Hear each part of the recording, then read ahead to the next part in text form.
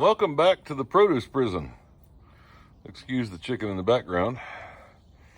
This is the produce prison where the inmates have said and proven, hey dude, we need some shade.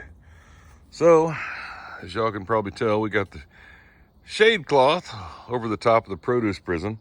I may or may not have planned the size of this prison based upon the shade cloth I had. You never know. But got to cut some tomatoes tonight. We got some blushing here. We got a couple, they're beyond blush over there. And got a few more blushing over here as well. Ready to go in and be countertop ripened instead of vine ripened.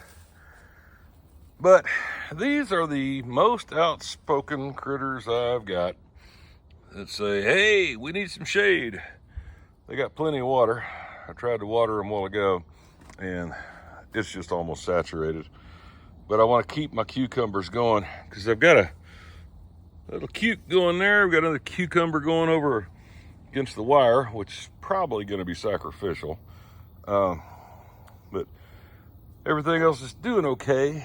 One of the things when I was talking to people today at work about, I'm going to put the shade cloth over the top of the produce prison.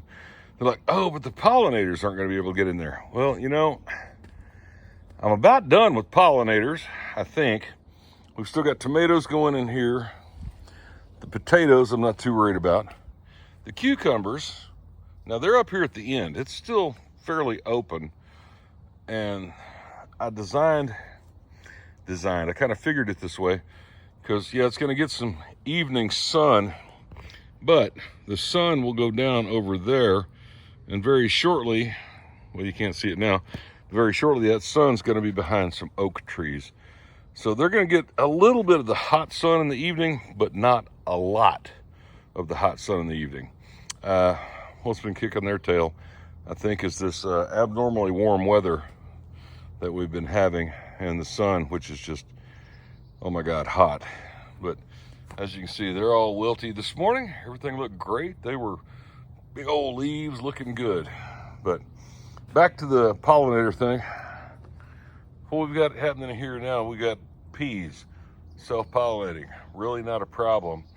Jalapenos, may or may not, toward who you talk to, which camp you're in, they may or may not need pollinators, but again, they're towards the end. Potatoes, I watered them a little bit today just to see, but they're falling down.